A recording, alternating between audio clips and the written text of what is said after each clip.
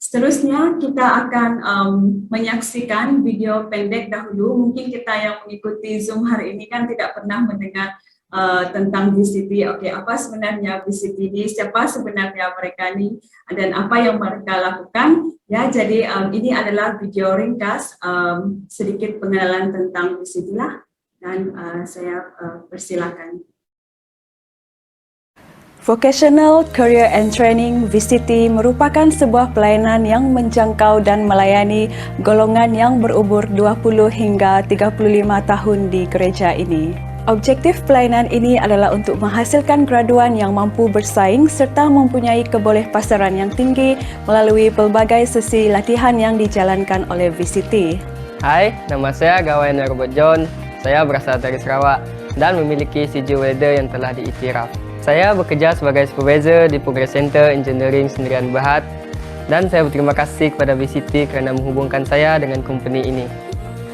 Banyak perkara yang baru saya temukan, salah satu antaranya ialah pengalaman bekerja di construction site yang sangat besar.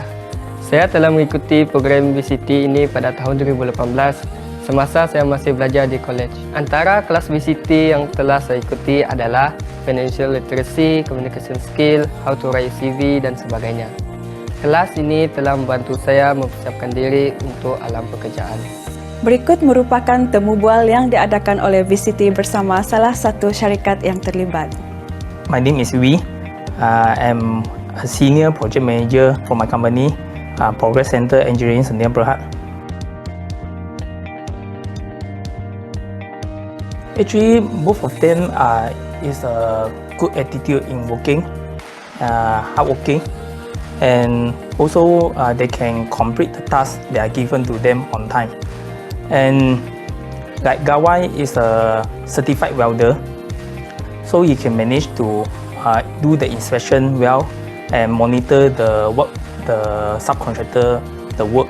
So I think this make him stand out from other team members. Kepada pelajar-pelajar yang ada di luar sana, saya mendorong Anda untuk mengikuti program VCT ini.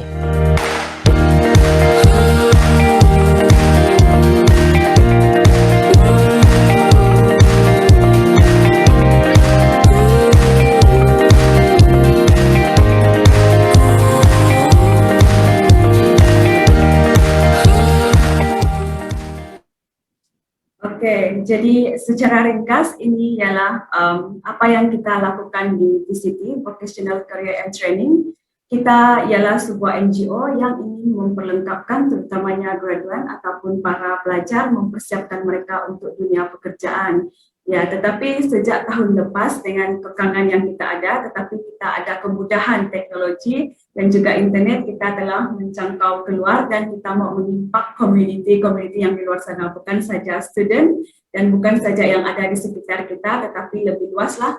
Jadi untuk sepanjang VCT ini kita ada beberapa seminar yang kita terbuka untuk semua yang ingin mengikuti, dan pada akhir ini nanti saya akan umumkan juga apa seminar yang seterusnya yang kita lakukan untuk membantu mempersiapkan kita untuk dunia pekerjaan, dan bukan saja untuk pelajar tetapi untuk semua kita, sebab contohnya untuk seminar hari ini dia memberi faedah dan juga boleh memberi impact ya kepada komuniti, tidak kira kita pelajar kah ataupun sudah bekerja dan sebagainya. Jadi itulah yang kita lakukan, kita menyediakan seminar, program, project untuk pelajar, graduan, dan komuniti yang memerlukan, dan kita juga menghubungkan mereka dengan company-company syarikat yang ada di luar sana.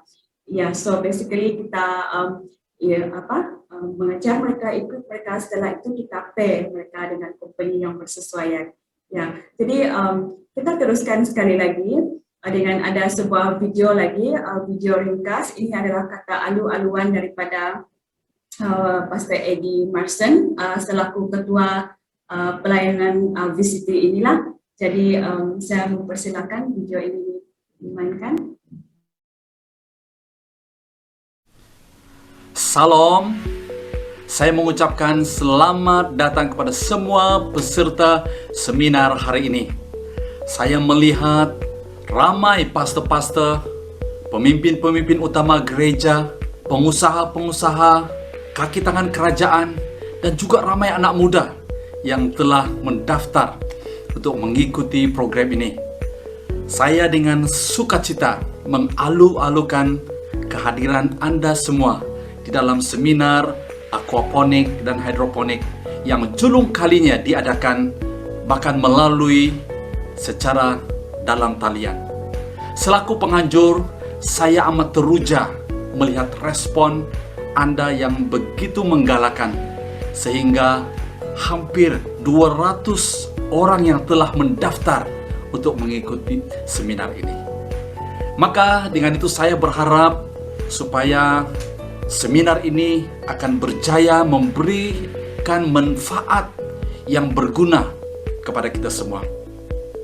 Kita bersyukur kepada Tuhan karena kita ada penceramah yang sangat mahir di dalam bidang ini. Beliau adalah seorang Cikgu Freddy, yang sangat berpengalaman dan dia passionate di dalam bidang ini. Dan beliau sedia membantu kita untuk memulakan proyek ini.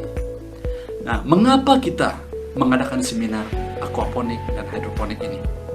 Sebenarnya ini merupakan satu respon yang proaktif kita terhadap keadaan ekonomi yang begitu terjejas oleh karena DKP yang berpanjangan. Dengan adanya proyek seperti ini, ianya bukan sahaja dapat membantu kita dari segi penjimatan, ya, ataupun self-sustaining, malah ia juga boleh menjana pendapatan tambahan jika ia dilakukan secara skala besar. Urban farming atau juga dikenali sebagai aquaponik ataupun hidroponik merupakan satu kaedah bercocok tanam secara modern, ya, yang mudah, tidak memerlukan kos yang banyak, tidak juga memerlukan kawasan tanah ataupun kawasan rumah yang besar. Jadi kaedah bercocok tanam ini sangat sesuai bagi kita yang berada di bandar dan juga sesuai untuk kita yang tinggal di luar bandar. Maka dengan itu secara pribadi saya juga sudah memulakan proyek ini seperti yang Anda lihat di dalam gambar di bawah ini. Dalam kesibukan kita bekerja dari rumah, saya dan istri dapat meluangkan masa untuk bercocok tanam dan juga menikmati hasil seperti pisang, sayur-sayuran. Saya harap seminar ini akan membuka satu peluang kepada kita untuk mencoba sesuatu yang baru dan baik. Maka dengan itu saya berdoa, semoga seminar ini akan berjaya. Tuhan Yesus, kami bersyukur karena memberikan kami kesempatan untuk mengikut seminar aquaponik pada hari ini. Kami berdoa, walaupun kami jauh secara virtual, tapi biarlah kami dapat belajar daripada pembicara, daripada penceramah kami hari ini, Cikgu Freddy, supaya kami dapat belajar sesuatu yang baru dan kami dapat memulakan sesuatu yang baru. Dan kami berdoa supaya seminar hari ini akan berjaya. Terima kasih Tuhan. Mau berdoa dan mengucap syukur semua ini di dalam nama Tuhan Yesus kami berdoa. Amin. Selamat berseminar. Tuhan Yesus memberkati.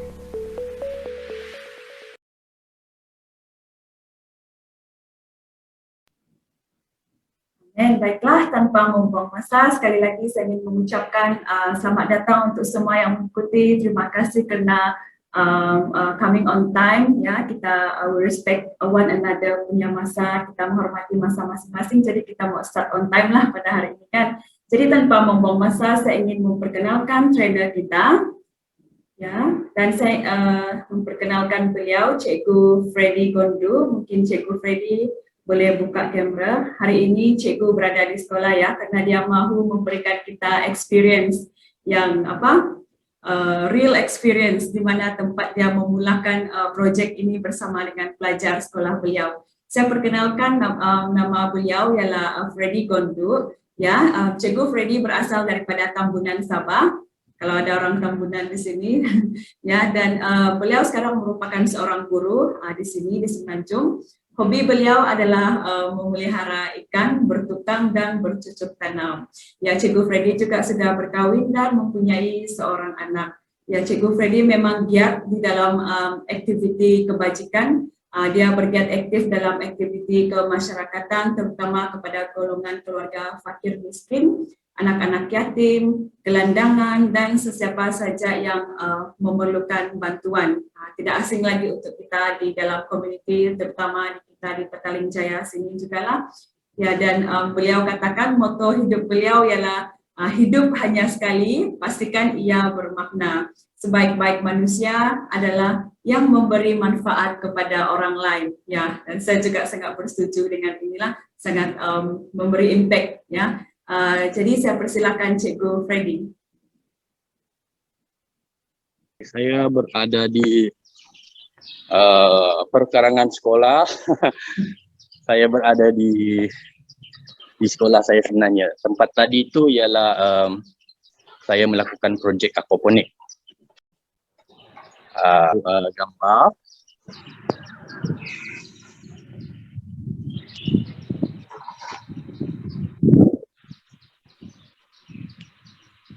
Okey, baik. Hidroponik. Okey, hidroponik ini sebenarnya berasal dari perkataan Yunani atau Greek, iaitu hydro, air, atau ponos, bekerja. Jadi digabungkan menjadi hydro dan ponos, dan digabungkan jadi hidroponik. Jadi dia telah bermula dari kurun ke-16 Masihi, iaitu zaman Taman Tergantung Babylon. Mungkin ada yang pernah dengar. Jadi saya beranggapan dalam kursus ini ada 3 kumpulan, iaitu mungkin yang pertama dia tidak pernah dengar apa ini aquaponik. Yang kedua ialah kumpulan yang pernah dengar tetapi mungkin tidak pernah buat YouTube, pernah buat tapi tidak pernah buat. Jadi saya beranggapan kumpulan yang ketiga pula ialah dia pernah buat tapi dia join seminar ini, webinar ini untuk menambahkan pengetahuan dan menambahkan ilmu yang sedia ada. Jadi saya akan cakap secara overall lah pasal kita punya sesi webinar hari ini secara ringkas. Okey, kenapa hidroponik? Saya akan share satu gambar yang seterusnya.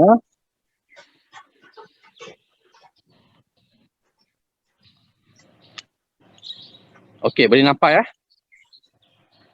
Okey, kenapa hidroponik? Kelebihan hidroponik. Okey, hidroponik yang pertama, kita tidak perlu menggunakan tanah sebagai medium untuk menanam. Biasanya secara tradisional kita menggunakan tanah, yang cari tanah yang subur barulah boleh memulakan aktiviti berkebun.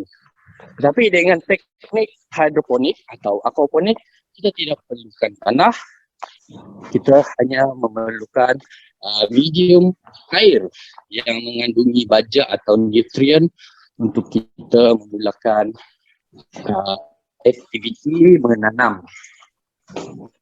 Yang kedua, penjagaan sangat mudah.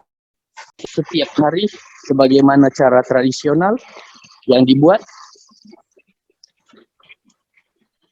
dan kita tidak perlu letak baja lah setiap kali ada musim perlu letak baja kan. Macam kalau menanam menggunakan tanah, kita perlu ada pembajaan.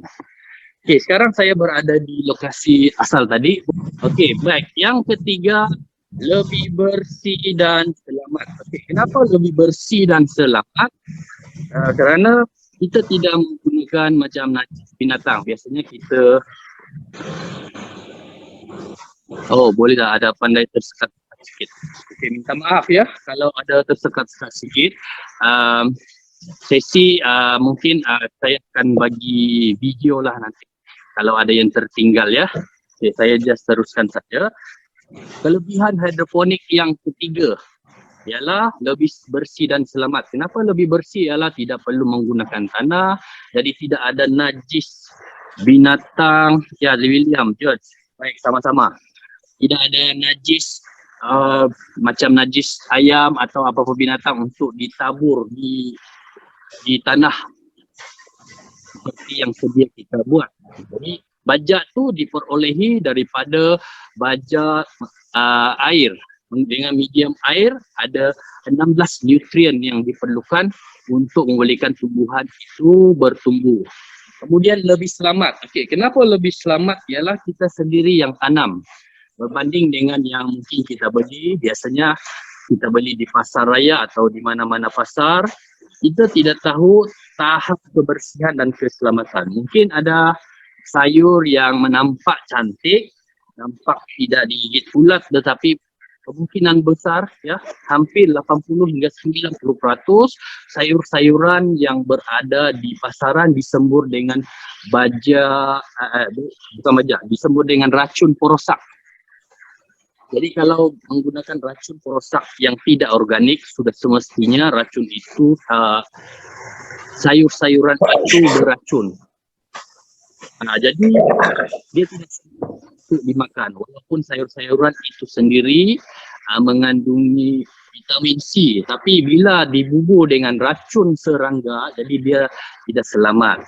Tapi bila kita tanam sendiri, hasilnya kita boleh jamin kebersihan kerana kita tidak perlu menggunakan tanah dan lebih selamat kerana kita tidak perlu letak racun serangga kalau kita letak di kawasan rumah, dan kita boleh selalu pantau lah kalau ada macam ulat tu kan. Okay. Baik, yang keempat, kita tidak memerlukan ruang yang besar. Biasanya kalau pertanian, kalau macam saya sendiri orang kampung, biasa dulu kita tanam di belakang rumah, jadi perlu ada ruang yang besar. Tapi kalau kita yang tinggal di bandar, jadi terutama yang tinggal di apartmen, rumah flat atau kondominium, ruang untuk bercucuk tanam itu agak terbatas. Jadi mungkin susah sikit. Tapi dengan kaedah hidroponik ini atau aquaponik ini, kita tidak perlu ruang yang terlalu besar. Kita hanya perlu ada satu ruang yang kecil, kita boleh buat secara bertingkat-tingkat. Ataupun ada satu bekas air untuk menanam di situ pun sudah boleh memulakan kaedah penanam secara hidroponik. Nanti selepas ini saya akan tunjukkanlah. Itu serba sedikit tentang kelebihan hidroponik. Okey, seterusnya saya akan terangkan tentang apa itu aquaponik. Dan saya akan membawa tuan-tuan dan puan-puan, saudara-saudari berjalan-jalan di kawasan inilah. Selepas itu kita akan ada sesi soal jawab.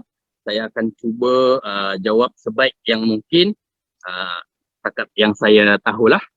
Baik, sekarang saya akan bawa tuan-tuan puan untuk melawat-lawat di kawasan sekolah ini.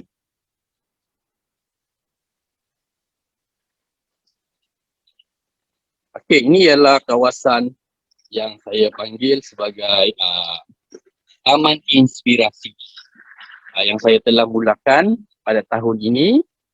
Saya telah buat projek rintis bersama dengan murid-murid saya di sekolah ini seramai 20 orang. Jadi kita akan tengok apa yang ada di sini. Okey, boleh nampak kah? Pepi boleh nampak? Boleh. Terima kasih respon. Okey, ini adalah bahan-bahan asas untuk memulakan penanaman secara hidroponik.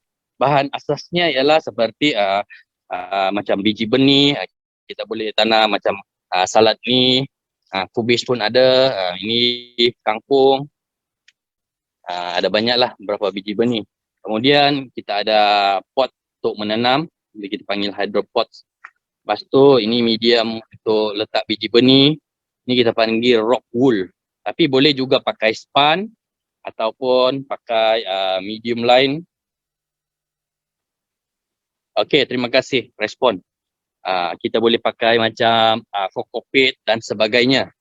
Okey, kemudian ini kita panggil hydroponic tray. Jadi rock wool tadi kita akan letak biji benih di dalam ni. kemudian kita letak sini. Dalam masa 1 atau 2 hari, biji benih itu akan bercambah.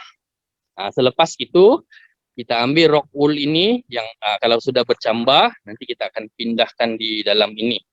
Ataupun kita tanam siap-siap di dalam hydropot ni, kemudian kita masukkan di dalam di sinilah. Ini adalah basic lah kalau mau buat tanaman. Kemudian di sini ada contoh mini hidroponik. Ini dibuat daripada pipe yang 4 segi itu, ya. Itu dibuat lubang, ada 4 lubang. Kalau tanaman itu dia tumbuh yang besar, dia macam lebar kan. Jadi kena dia punya tu kena dia jarak tu kena lagi jauh.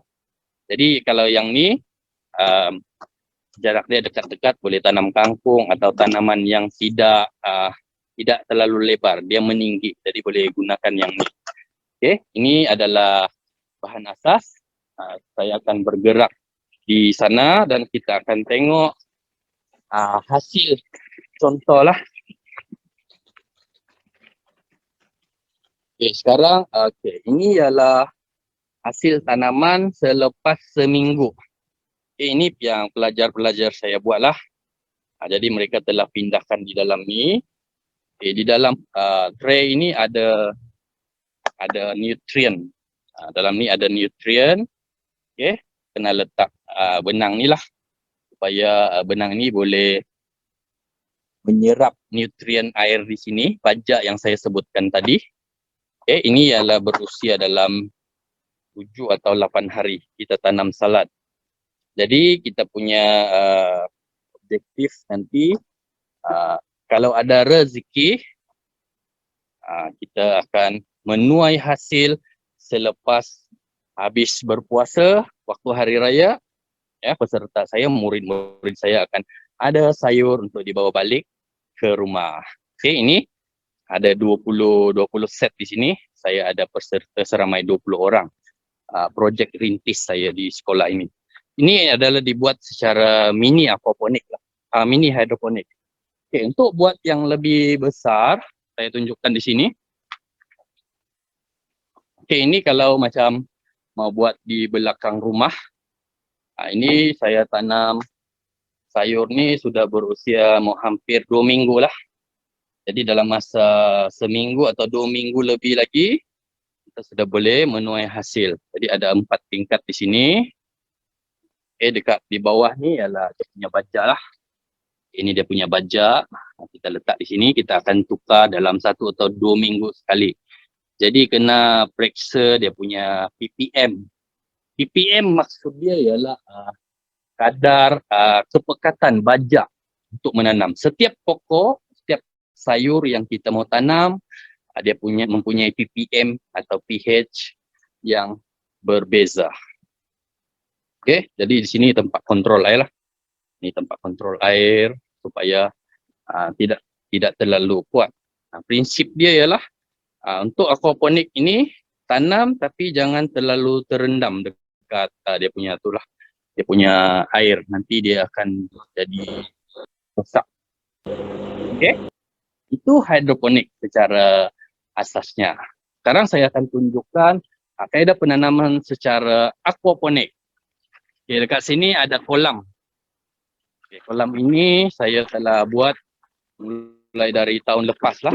Jadi saya belaskan tilapia, ada ikan lampam di sini. So, saya akan bagi makan ikan. Ikan ini berfungsi sebagai bajak kepada tanaman yang akan kita tanam nanti. Jadi tadi itu hidroponik menggunakan bajak cecair. Tapi aquaponik ialah kaedah penanaman. Pada masa yang sama kita belah ikan. Jadi ini ikan tilapia. Jadi sini filter. Jadi saya sambungkan pipe di sini. Ada pipe sini. Jadi ini ialah benih 3 hari. Kangkung lah. Kangkung ini saya tanam dalam 3 hari. Kangkung yang sudah lama ialah di sinilah. Dia disambungkan dekat pipe di sini. Ini hasil yang sudah berulang-ulang kalilah. Saya letak kangkung di sini. Jadi kalau rasa mau makan kangkung belacan, bolehlah petik, ambil, potong saja. Lepas tu dia akan tumbuh berulang-ulang. Kangkung mahal di KL, betul-betul. Kalau tanam sendiri, sudah boleh jimat. RM5-6. Okay, di sini ialah filter. Okay, filter untuk menapis. Filter saya biological. Ada 4 dekat sini. Jadi untuk sesi webinar yang lebih terperinci, saya akan terangkan nantilah masa kita terhadkan. Jadi ini sebagai gambaran. Okay, ini untuk scale yang besar lah.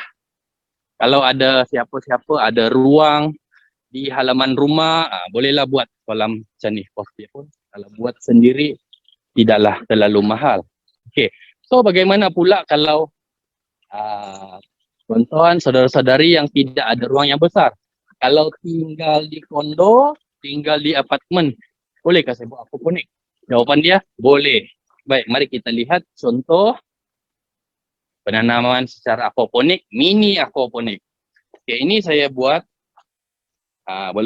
saya belum isikan air lagi. Dia diperbuat daripada tong sampah sahaja. Jadi di dalam ni saya akan belah ikan keli.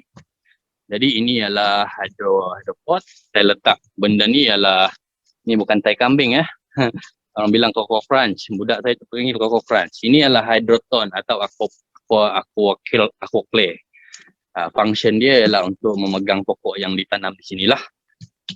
Jadi kita akan pasang motor dan motor akan naik di atas dan jatuh di sini. Jadi di sini kita boleh tanam apa-apalah, pokok-pokok herba, kangkung, macam itulah. Jadi kita boleh letak di ruang tepi rumah. Kalau tinggal di kondo ke, tinggal di apartmen ke, boleh buat di tepi rumah yang ada cahaya matahari. Jadi kita akan dapat 2 hasil. Kita belah ikan, biasanya ikan keli lah yang tahan lasak. Kemudian kita boleh tanam sayur.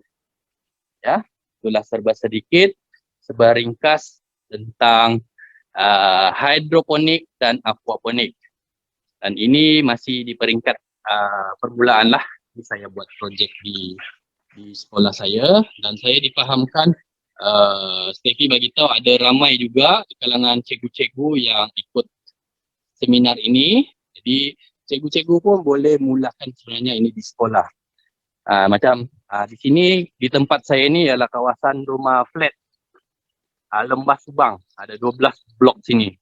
Jadi majoriti penduduk di sini ialah golongan B40, 80% hingga 90% tu ialah golongan fakir miskin, asnaf, ibu tunggal. Dan ada ramai juga orang bagi sumbangan. Baru-baru ni pihak Bank Rakyat bagi sumbangan, tetapi saya telah memberi cadangan kepada mereka, daripada kita bagi mereka ikan, why not kita ajar mereka memancing ikan. Jadi inilah projek yang saya cadangkan kepada mereka dengan dana yang sedikit, ya, ada yang kita tambah sedikit lah. Sebab ini saya buat sebagai hobi saja sebenarnya, tapi saya bersyukur saya diberi kepercayaan kepada guru besar saya, Pentadbir di sini untuk memulakan projek ini. Ya, bukan senang untuk dapat tempat ini dan saya buat ini untuk membantu murid-murid saya lah, untuk mereka belajar melakukan aktiviti hidroponik waktu-waktu hujung minggu. Cuma sepatutnya mereka datang hari ini, tapi mungkin mereka penat berpuasa jadi tidak dapat hadir. Tapi tidak mengapa. Saya akan tunjukkan sedikit gambar lah, 1-2 keping gambar sebelum saya habiskan sesi ini.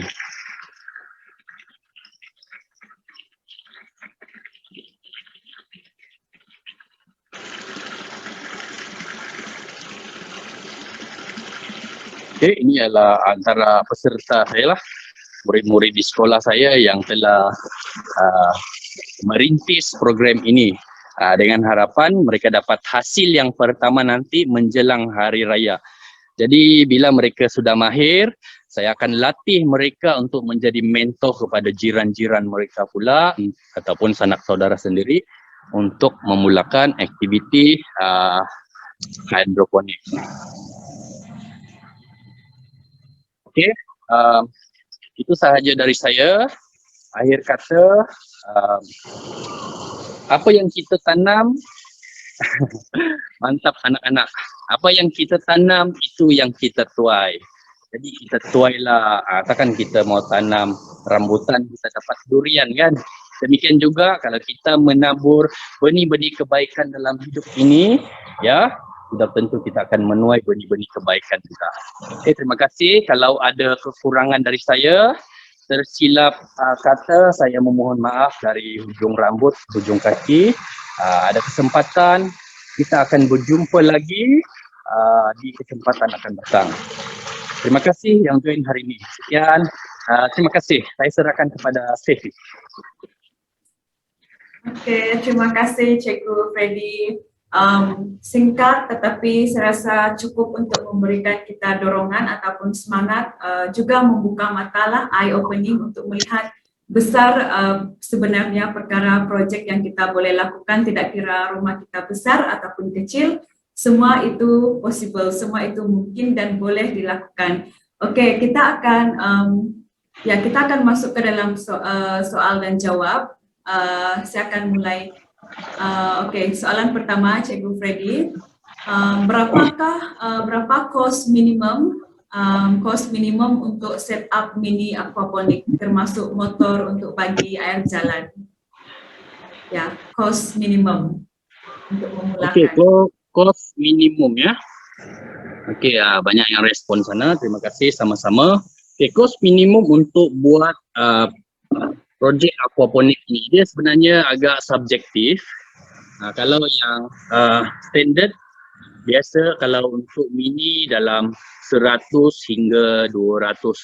Tapi kalau kita mau cuba dulu untuk yang paling ringkas, kita gunakan mineral water pun boleh. Kita buat dari mineral water, potong, lepas tu di atas ni, kalau nampak potong, terbalikkan saja. Di bawah kita letak, kalau kita guna kaedah hidroponik, kita letak baja. Lepas tu kita boleh tanam bawang, daun bawang ataupun sayur yang sesuai lah. Lepas tu kita letak saja benang untuk dia jadi baja. Jadi kos dia benar yang subjektif, tapi anggaran dia di antara kalau yang mini tu di bawah 50, kalau yang macam saya tunjuk tadi tu dalam anggaran dia 2 ke 300 sekali dengan pump lah. Itu aquaponik. Kalau aquaponik yang kolam tu dia bergantung kepada saiz, jenis pump dan sebagainya. Okey, terima kasih Cikgu Freddy. Ya, di antara RM50 untuk yang kecil dan 100 hingga 200 lah mengikut saiz juga ya. Jadi soalan berikutnya, boleh bagi video atau slide? Ya, boleh, kita akan kongsikan nanti kepada semua peserta melalui email. Soalan berikutnya, apa jenis baja yang digunakan? Resolusi yang digunakan? Jenis baja yang digunakan. Jenis baja, okey. Untuk hidroponik ni, kita ada satu baja khas yang dipanggil baja AB mix. Jadi dalam AB mix tu, dia ada 16 jenis nutrien yang diperlukan oleh tumbuh-tumbuhan untuk bertumbuh. Ya, ini dibuat dari kajian daripada Pusat Penyelidikan Pertanian di California. Jadi telah disebar luas di seluruh dunia. Jadi kita menggunakan standard baja yang panggil AB mix. AB mix tu ada sebenarnya di Google pun ada, tapi untuk program yang seterusnya kalau tuan-tuan berminat, saya akan terangkan dengan lebih jelas lagi. Yes, betul, AB mix. Baja AB mix.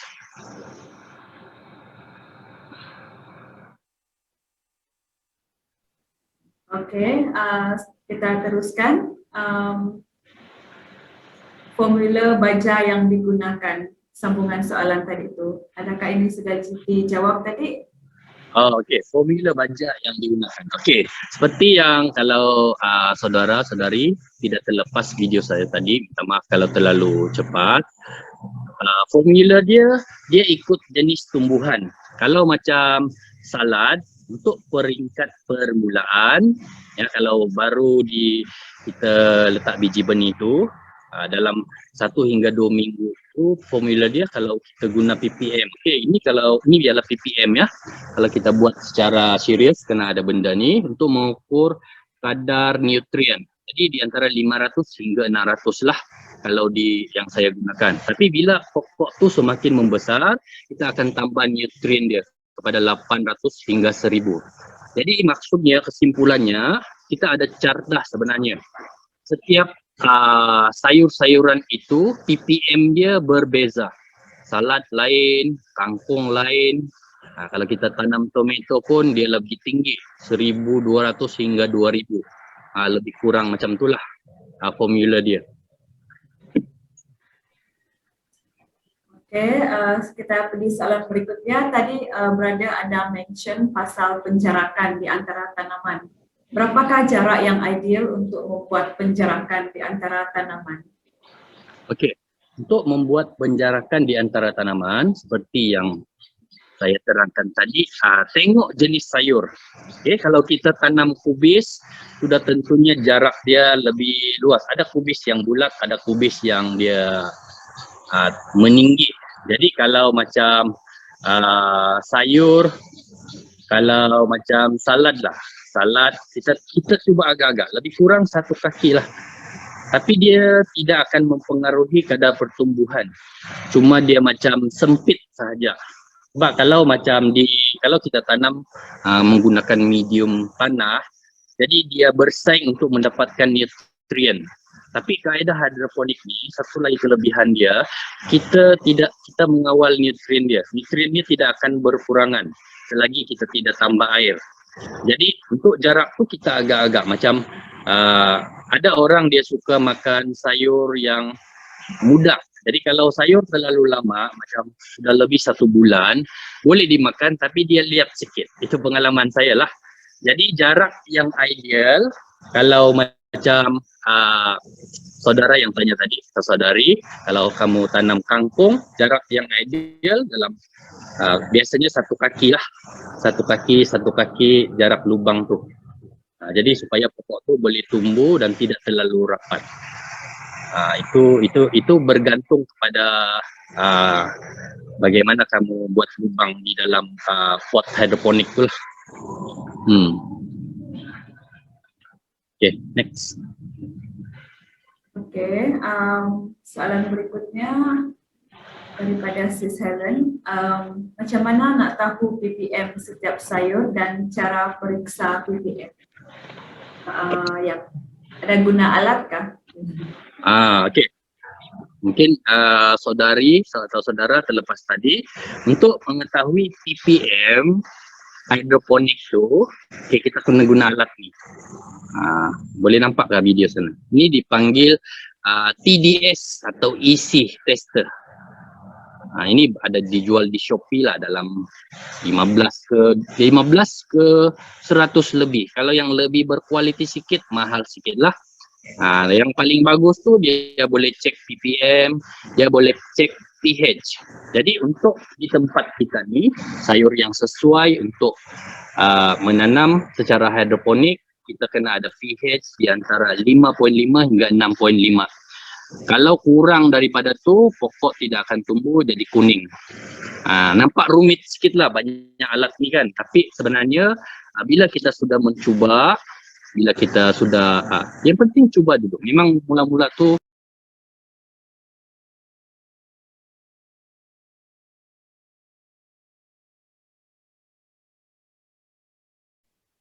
Cikgu Freddy punya mic termute.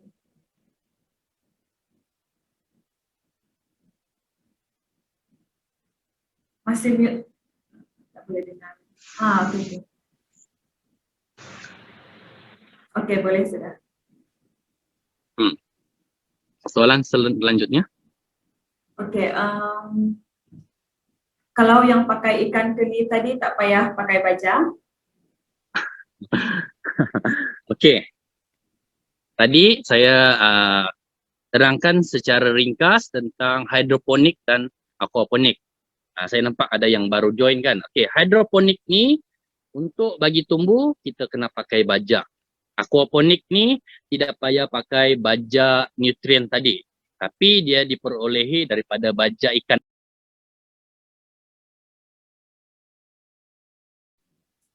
Mute lagi mic Cikgu Freddy. Termute balik. Cikgu Freddy. Boleh buka mic lagi.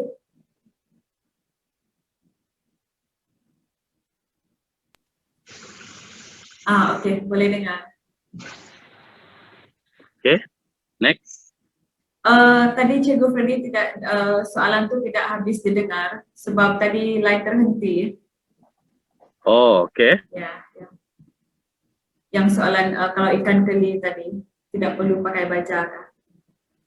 Ya, tidak perlu pakai bajak. Bajak tu diperolehi daripada najis ikan. Bajak secara dia cycle lah. Okay. Itu tidak perlu pakai baja lah. Tidak perlu bajak. Alat PPM tadi tu boleh dibeli di mana dan model yang bagus, model yang Cikgu Freddy pakai. Okey, PDS tester tu boleh dibeli macam saya tunjuk ni, boleh dibeli di Shopee, boleh dibeli yang biasa-biasa pun boleh. Ini macam harga dia dalam RM25 dekat Shopee, dekat Lazada pun ada. Type saja PDS EC meter. Yang ni. Kita boleh beli di Shopee lah, banyak di situ. Lagi murah. Macam mana mau tahu PPM setiap jenis tanaman? Ada rujukan? Okey, PDS atau PPM setiap tanaman, nanti kamu pergi Google, type saja PPM sayur, kamu type saja. Jadi dia akan bagi satu table, timetable, jadual. Dia akan bagi tahu kalau sawi berapa, kangkung ada jadual tu di Google. Pergi Google Image, type PPM sayur-sayuran, dia akan banyaklah maklumat di situ. Okay, terima kasih.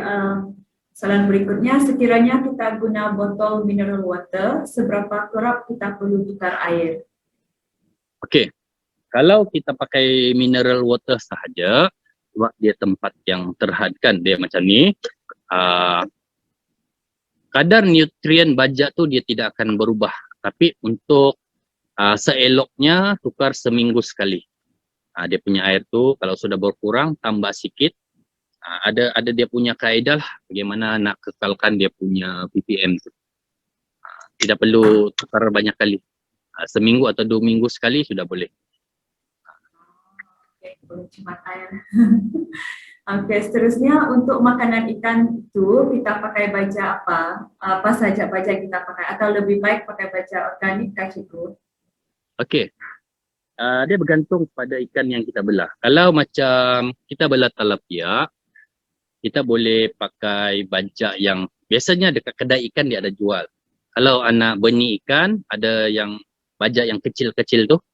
Dia sebenarnya ada banyak jenis. Jadi kalau saya nak terangkan satu persatu tu, kalau saya bagi tahu nanti mungkin di tempat tuan-tuan tidak ada.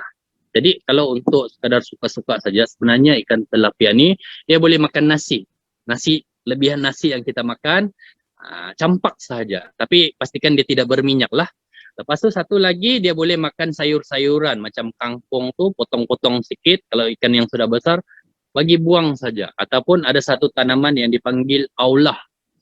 Yang tumbuhan kecil-kecil tu boleh tanam, bagi dia saja. Jadi ternakan ikan secara aquaponik ni, kalau yang pernah cuba ataupun mungkin kamu akan cuba, dia rasa dia berbeza sikit dengan yang di pasar.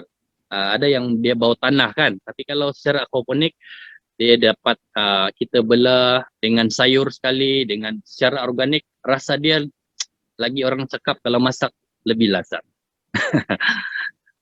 Boleh cubalah, cuba dulu baru tahu. Okay. Soalan seterusnya, di mana boleh beli anak ikan keli? Okey. Contohnya Benih ikan untuk starter kit lah. benih ikan Ya. keli dia ikut tempat. Kalau macam di Semenanjung ni, macam saya beli yang kolam saya tunjukkan tadi tu, saya lepaskan lebih kurang 1,000 lebih ekor. Saya dapatkan di Negeri Sembilan ada, di Melaka ada.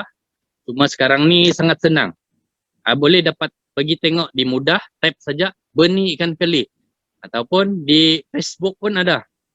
Type saja benih ikan keli, benih ikan. Atau di Google.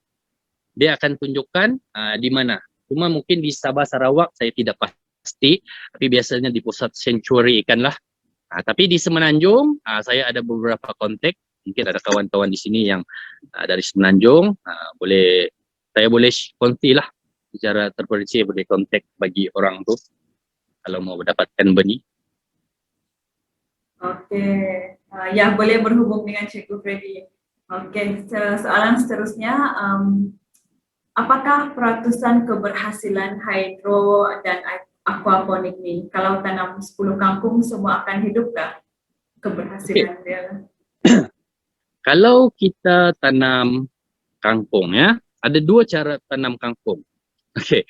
Cara yang pertama melalui biji benih.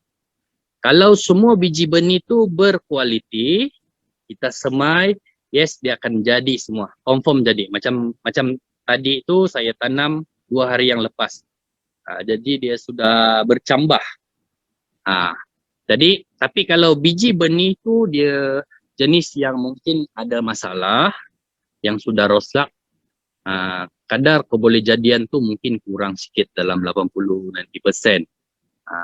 Tapi itu tidak menghalang kita untuk menanam secara aquaponik atau hidroponik. Cara yang kedua ialah ambil sayur kangkung yang ada akar, ya beli di pasar. Jadi potong, ambil dia punya daun saja. Jadi akar tu just letak di dalam air.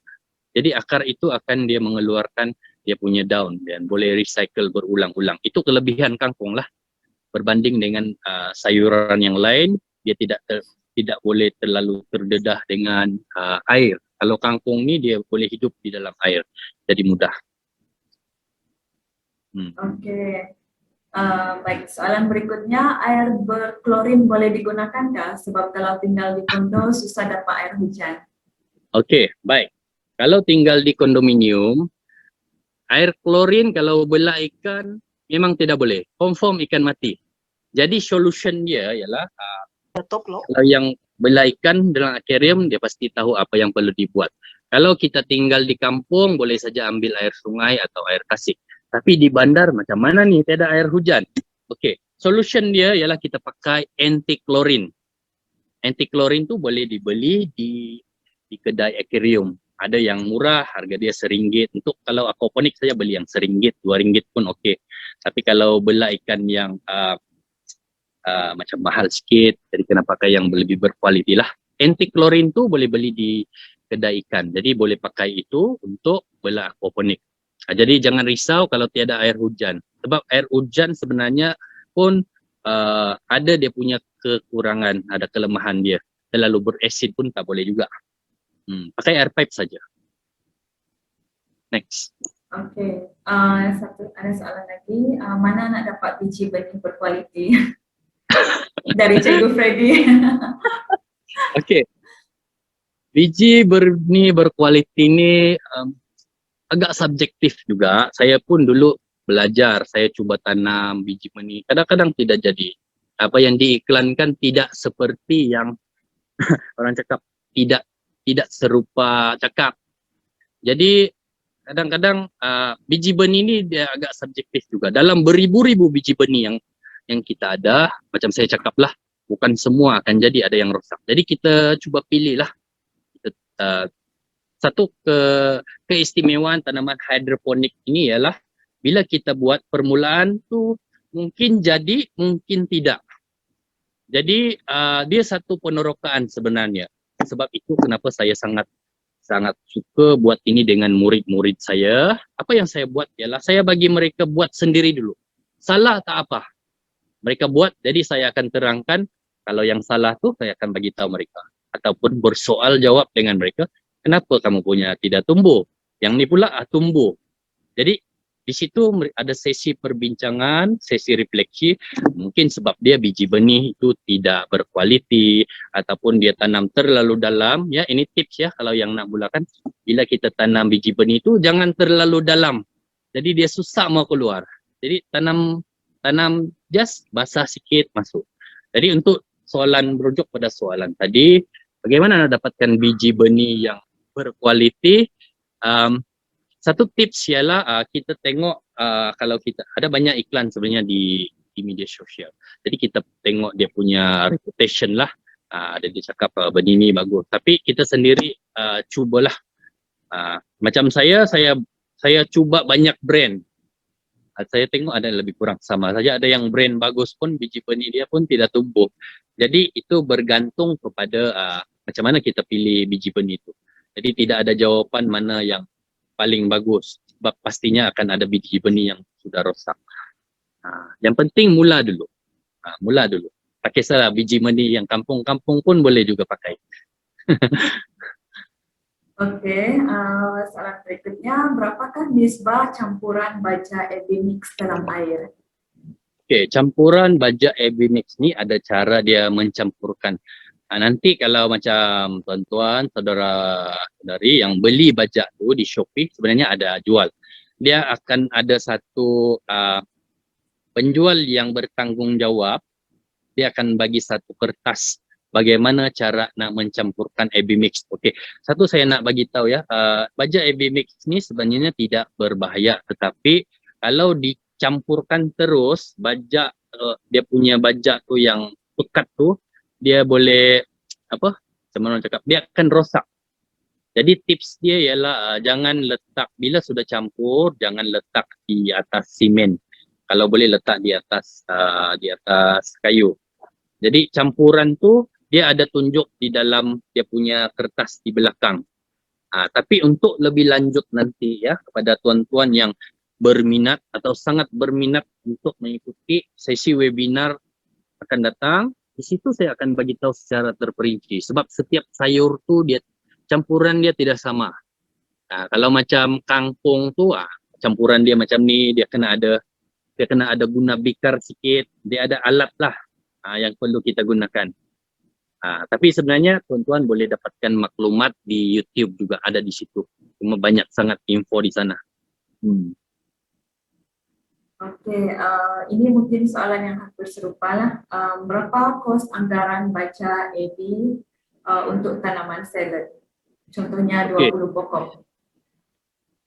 Kos tanaman untuk baja AB mix tu kalau kita buat sendiri, satu bungkus baja AB mix murah saja dalam RM23, lebih kurang macam itulah. Jadi boleh menghasilkan lebih kurang 10 liter baja A dengan 10 liter baja B. Jadi kos dia murah. Tapi kalau beli yang sudah siap botol ya, sebab kadang-kadang ada orang dia tidak pandai, dia ataupun dia rasa leceh untuk buat sendiri. Jadi boleh beli satu botol tu, biasa diorang jual dalam RM10.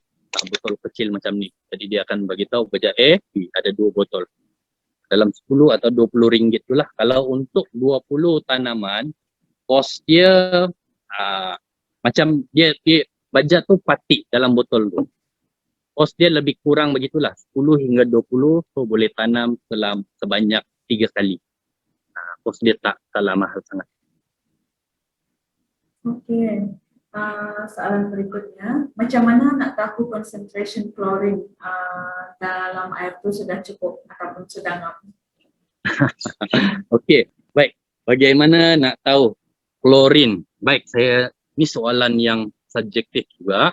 Okey, saya nak bagi tahu kalau kita guna air pipe kerajaan, ya, tahap klorin di rumah teres itu yang pertama. Tahap klorin di rumah teres dengan rumah yang tinggal di apartmen tu tidak sama. Biasanya kalau yang direct terus, tahap klorin dia agak tinggi. Terutama di rumah teres lah, dia agak tinggi. Kalau di rumah kondominium atau rumah apartmen, ya dia menakung air dulu di atas, jadi kadar klorin dia kurang sedikit. Jadi untuk mengetahui kadar klorin air itu, kita boleh gunakan ada satu alat chlorine tester. Sebenarnya ada dijual juga di Shopee ataupun di kedai-kedai akuarium. Kita boleh gunakan chlorine tester tu, dia ada carta.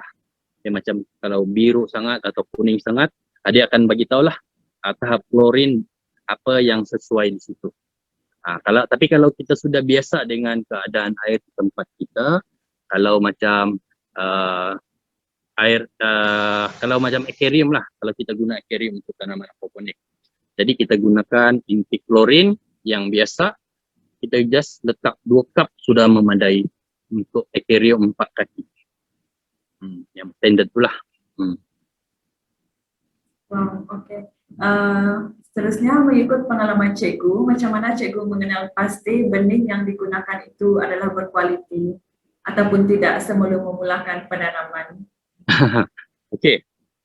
Kalau kita lihat secara kasar, agak susah jugalah. Jadi cara saya, macam saya beli banyak dan kalau saya menanam banyak, saya ambil biji benih itu, saya akan masukkan di dalam air terus.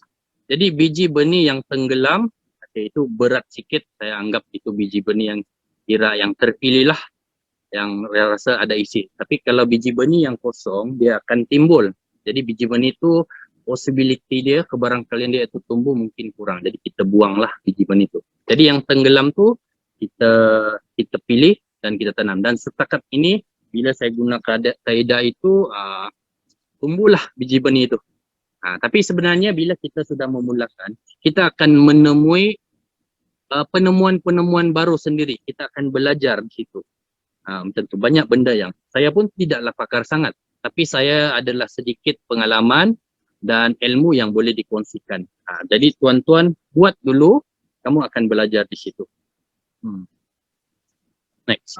Okey, kita teruskan. Soalan berikutnya, kawan saya cakap kalau mau buat aquaponik perlu ada satu tangki untuk sejenis bakteria memproses najis ikan sebelum disalurkan kepada sayur yang ditanam.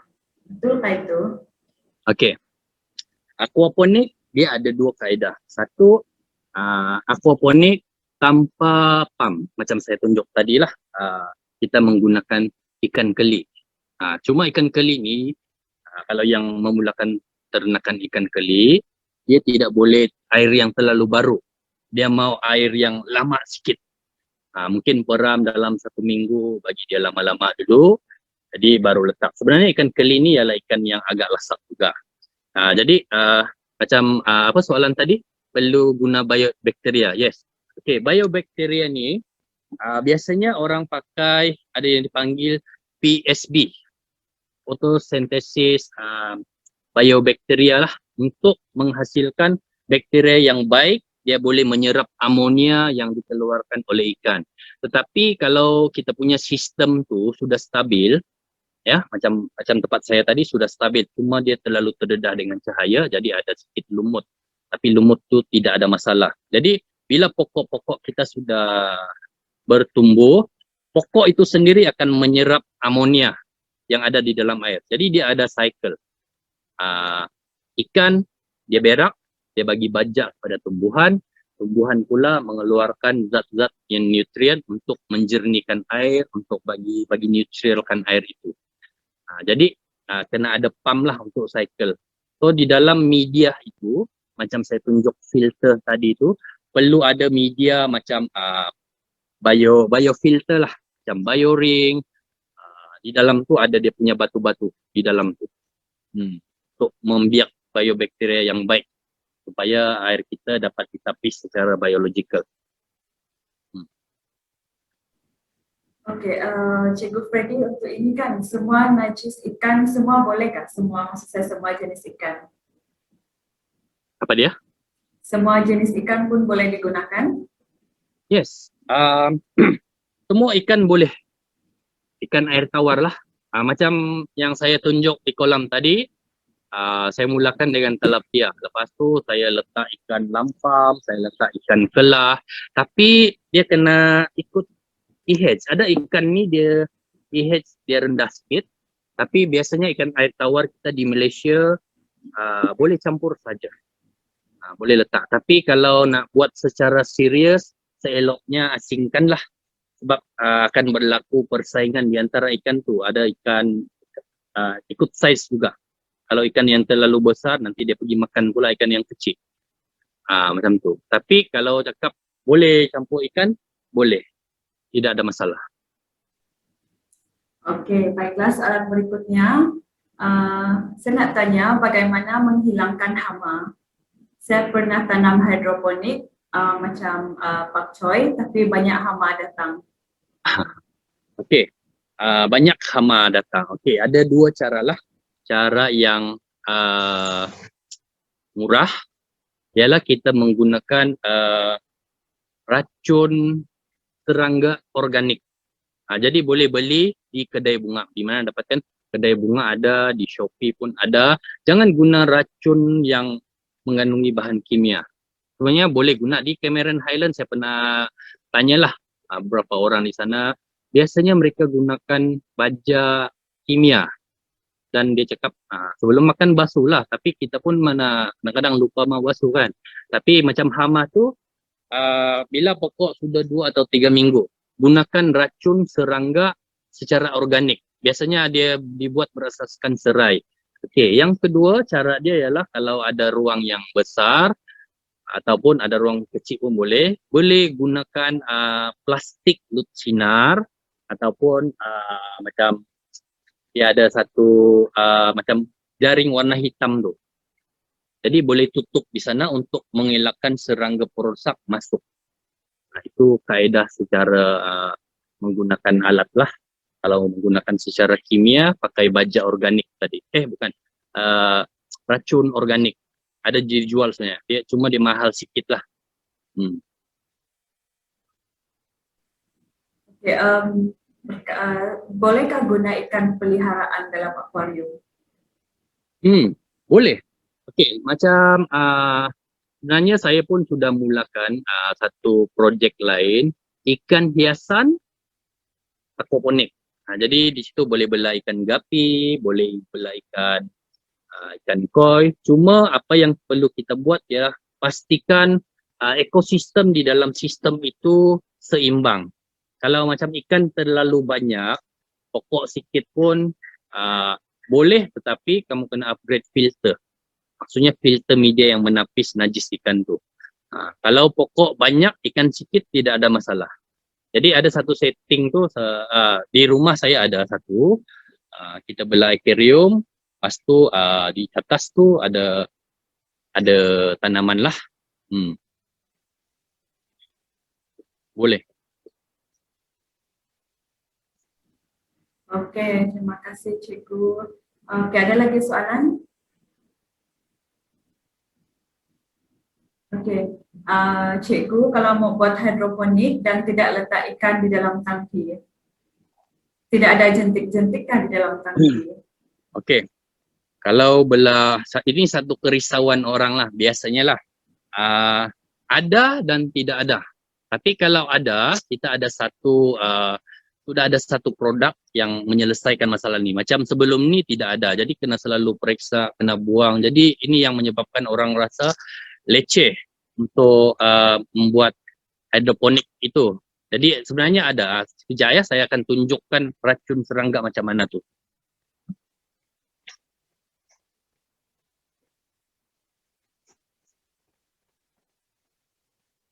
Okey. Kalau untuk mengelakkan nyamuk, kalau kita letak macam yang racun yang sedia ada, nanti mati pula pokok itu akan beracun. Jadi ada digunakan ini secara organik, kita panggil abad.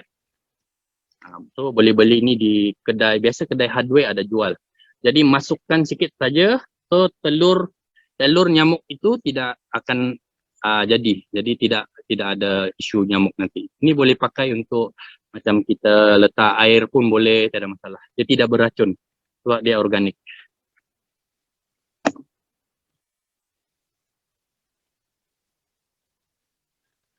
Next. Soalan berikutnya, cikgu, apakah air yang terkena air hujan untuk hidroponik harus diganti? Okey. Tengok tahap keasidan di suatu tempat. Kalau macam ikut pengalaman saya lah, kalau di kampung, biasa di kampung ni air hujan ditadah daripada alam sekeliling kita, banyak pokok. Jadi air hujan di sana dia lebih tidak tercemar. Jadi tengok kandungan pH. Kita merujuk kepada kandungan pH.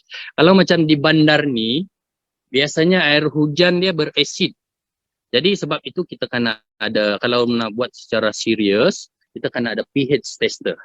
Kalau pH tu range dia di antara 5.5 hingga 6.5 tu boleh. Tapi kalau dibawa daripada tu, boleh jadi ikan akan mati dan pokok pun dia tidak boleh hidup. Boleh hidup tapi dia jadi kuning lah. Jadi air hujan tu sebenarnya lama-kelamaan dia akan jadi berasid kalau simpan terlalu lama. Jadi kena ada pH tester. Tapi boleh cubalah, kalau tidak ada pH tester pun, boleh cuba dulu, dia benda ni try and error. Kalau jadi, sunyak okey lah tu.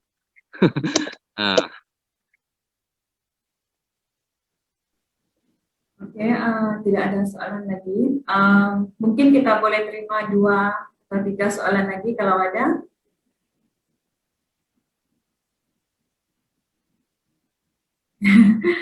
Cikgu boleh share email atau WhatsApp, lepas kita boleh tanya soalan. Okey, baik. Boleh sebenarnya, cuma saya tidak boleh janji saya boleh balas dengan cepat. Bukan kerana sombong ke apa, sebab saya pun membuat program ini di beberapa tempat. Jadi mungkin boleh, tapi saya tidak ada, mungkin terlepas pandang nanti terreply. Jadi apa yang saya boleh cadangkan, nanti kalau ada sesi webinar yang seterusnya yang saudara Steffi dan tim anjurkan, mungkin saudari tadi atau siapa-siapa sahaja mungkin boleh sediakan soalan ataupun boleh join sesi webinar itu, ataupun kalau saya ada masa, apalah, mungkin saya benarkan Steffi untuk share email dekat saya atau WhatsApp saja. Jadi bila saya ada kesempatan, ya orang cakap, saya akan cuba balas lah. Tak apa, saya akan cuba bantu sekadar yang saya boleh. Ataupun kalau yang berada di Selangor, di Petaling Jaya yang dekat-dekat tu, boleh ajar orang Sabah bilang, boleh bah kita pergi kopi-kopi dulu. Boleh ajak pergi berbuka puasa ke sambil borak-borak. Pengeras dia macam tu, tak adalah gurau saja. Boleh, tak ada masalah. Saya benarkan Steffi share saya punya nombor telefon atau email, dan saya akan cuba jawab bila saya ada kesempatan nanti. Alright, okey, soalan berikutnya. Berkenaan jentik-jentik, bagaimana dengan struktur pemeliharaan kolam ikan yang menggunakan canvas? Okey, untuk kalau menggunakan canvas ya, okey, satu dia problem dia yang akan terjadi sebelum saya nak jawab soalan saudara atau saudari tadi tu ya. Canvas tu kita kena pilih betul-betul yang berkualiti. Sebab sebelum ni saya pernah buat beberapa tahun yang lepas, sekadar cuba-cuba kononnya lah. So saya beli yang paling minimum. Ikan sudah jadi tapi tiba-tiba canvas tu koyak pula. Jadi bertaburanlah ikan-ikan tu di situ. Jadi kita kena fikir jangka masa panjang. Kalau kita buat secara canvas, pastikan material itu daripada material yang bagus. Dan kalau terdedah dengan, sebab kalau kita buat di tempat yang terdedah dengan cahaya matahari dan air, boleh jadi canvas itu akan rosak. Tapi untuk mengelakkan dia rosak, kalau boleh letak di tempat yang tidak terdedah dengan matahari. Okey, berkenaan dengan jentik-jentik kalau bola di canvas. Kalau kita letak ikan, tidak perlu risau dengan jentik-jentik. Sebab ikan akan makan jentik-jentik itu. Tapi kalau kita gunakan canvas itu sebagai medium hidroponik, boleh tu boleh tapi kurang sesuai. Sebenarnya untuk hidroponik kita just pakai Tupperware yang besar tu sahaja. Tapi untuk belah ikan pakai canvas, tidak perlu risau dengan jentik-jentik. Cuma tempat bahagian filter tu sajalah selalu kita kena ingat, kena cek. Okey, baik. Jadi mungkin ini soalan yang terakhir. Adakah website yang kami boleh baca? Mungkin ada website tempat yang boleh buat rujukan. Okey. Website di bahagian saya sebenarnya belum ada lagi. Saya tengah bina. Kalau dalam masa terdekat saya akan share lah. Tapi untuk website tentang hidroponik, aquaponik ni sebenarnya sangat banyak. Cuma apa yang saya boleh bagi tahu ialah maklumat di situ ada basic, cuma kadang-kadang kita akan rasa pening kepala sebab ada yang versi Indonesia, Thailand. Banyak website di situ. Kamu pergi saja di Google, type hydroponic. Jadi keluarlah dia di situ. YouTube pun ada sebenarnya maklumat-maklumat itu. Cuma kalau sesi pembelajaran secara amali, face to face tu kita akan dapat maklumat yang lebih details dan bergantung kepada kesesuaian. Kalau kita tanam sembarang sahaja, kita kena ambil kira keadaan, cuaca, iklim. Jadi setiap tempat tu ada pokok yang tidak sesuai untuk ditanam. Kita tanam sekalipun dia tidak sesuai sebab mungkin terlalu panas, iklim tidak sesuai ataupun air terlalu berasid pun tak boleh. Jadi kita dalam sesi webinar secara lebih terperinci kita akan terangkanlah nanti. Cuma kalau tuan-tuan mau tengok website ada banyak. Type saja hidroponik, ada tu. Oke, terima kasih kepada Cikgu Freddy yang sudah berkongsi kepada kita pada hari ini. Saya percaya, saya yakin kita sudah mendapat inspirasi baru dan juga semakin menambahkan semangat kita. Bagi yang baru pertama kali mendengar seperti saya, macam ini satu yang sangat excited lah. Ya, dan seperti yang Cikgu Freddy kata tadi, ini macam seperti sebuah penerokaan. Ya, kita tidak dapat jumpa jawapan dia dalam satu hari itu. Dia sudah berulang-ulang kali kan, baru dia menemukan mana yang sesuai, mana yang tidak. So, it sound exciting untuk kita semua, terutama kita yang di bandar. Jadi terima kasih untuk Cikgu Freddy, terima kasih untuk penyertaan kita semua lah. Ya. Baiklah, kita sudah di penghujung seminar kita pada hari ini, dan sebelum kita berakhir, seperti yang Cikgu Freddy katakan tadi, kita boleh kongsikan recording untuk hari ini, gambar juga, dan email, ya, email Cikgu Freddy, dan sebarang komen ataupun feedback boleh email kami di vct@umc.my, yaitu email yang sama yang kita gunakan untuk menghantar info kepada semua saudara dan saudari tadi, ya. Jadi kita teruskan kepada announcement. Oke, baiklah, announcement yang pertama. Oke, lanjutan kursus hari ini kita akan mengadakan project hydroponic workshop yang akan diajar oleh Cikgu Freddy sendiri juga, yaitu pada minggu depan 1 Mei 2021 hari Sabtu, bermula pada pukul 10 pagi dan secara fizikal. Nah, jadi di ruangan chat ada di post link untuk mendaftar. Kerana ini adalah workshop secara fisikal, tempat juga adalah terhad. Jadi kalau Anda ingin datang, ini akan diadakan di Pangsapuri Damansara Bestari dengan kerjasama Pusat Hikmat Dun Bukit Gasing dan Ahli Majlis MPPJ Zon 9. Ya, kita akan adakan dengan penduduk di sana. Kita ada penyertaan daripada penduduk di kawasan ini juga, dan untuk yang mengikuti secara online hari ini, kita membuka untuk 20 peserta. Maksudnya kita yang ada di sini hari ini, kalau kita mau datang minggu depan, hadir secara fisikal, ya, untuk melihat macam mana Cikgu Freddy ialah lebih dekat kan, kita boleh belajar lebih dekat. Dia akan bawa bahan-bahan dia akan bawa ya, tak boleh rentas negeri tak apa, ya, bagi yang ada di sekitar Selangor lah dan PJ ataupun KL, digalakkan untuk mendaftar, tetapi ruangan terhad untuk kita di sini untuk 20 orang sajalah, ya. Lepas Anda register nanti di link yang di ruangan chat, kita akan berhubungan lah. Oke. Announcement berikutnya, seperti yang saya katakan tadi, Vocational Career and Training menyediakan beberapa kursus ya untuk membantu anak-anak muda dan juga kita semua.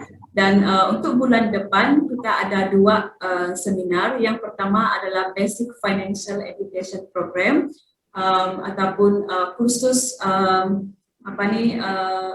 asas keuangan, pendidikan asas keuangan yang akan diadakan secara Zoom juga.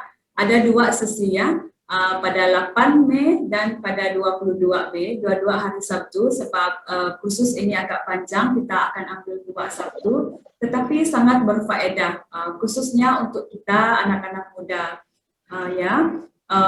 Bagaimana kita menyimpan duit, apakah yang dimaksudkan dengan hutang, pinjaman, kredit, dan sebagainya. Jadi sangat bagus untuk kita mengikuti program ini yang akan diajar oleh Mr. Brian Sengubil. Dia merupakan community worker di SCCD, ya, daripada NGO juga. Link ada di dalam ruangan chat, boleh daftar. Dan kalau ada yang Anda rasa sesuai untuk mengikuti program ini, boleh kongsikan kepada mereka juga lah. Ya. Dan seterusnya bulan depan juga kita mengadakan seminar how to prepare for a job interview. Ya, khususnya untuk kita yang anak muda yang masih mencari pekerjaan ataupun yang masih study pun boleh ikut, kita dorong, karena di dalam sesi ini nanti kita akan belajar macam mana menulis resume ataupun CV yang orang sekali tengok sejak wow, majikan macam oh I want this person macam tu. Dan bila kita lepas tulis CV, kita akan buat seminar untuk datang interview. Okey, apa soalan yang kita boleh tanya semasa interview, apa soalan yang tidak boleh ditanya, dan seterusnya bagaimana kita mempersiapkan diri, macam mana kita buat research sebelum kita pergi interview. Sekarang orang banyak buat interview online kan, bagaimana kita mempersiapkan diri juga. Ya, dan ini akan diajarkan oleh Miss Yuriko Kesuma, dan beliau merupakan Human Resource Business Partner juga di sebuah company yang tersohor juga lah di Petaling Jaya ini. Dua-dua sesi ini dibuat dalam bahasa Malaysia dan juga Inggris. Maksudnya pembicara kita boleh pakai 2 bahasa ini. So jangan risau, boleh mendaftar. Ya, pada 29 Mei pendaftaran sudah dibuka. Dan untuk maklumat lanjut, boleh follow di Instagram vct.umc ataupun di Facebook Vocational Career and Training. Ya, jadi itu saja pengumuman untuk kami, dan terima kasih sekali lagi untuk kita semua yang telah mengikuti seminar hari ini. Dan saya ingin quote highlight Cikgu Freddy katakan tadi. Dia katakan apa yang kita tanam itulah yang kita tuai, kan? Jadi kalau kita menanam kesungguhan di dalam kita membuat sayur ataupun apa yang kita sedang usahakan, saya percaya kita pasti menuai daripada itu juga. Ya, baiklah. Dengan itu saya mengucapkan selamat berhujung minggu untuk kita semua, dan jumpa di dalam seminar yang akan datang. Bye. Terima kasih semua.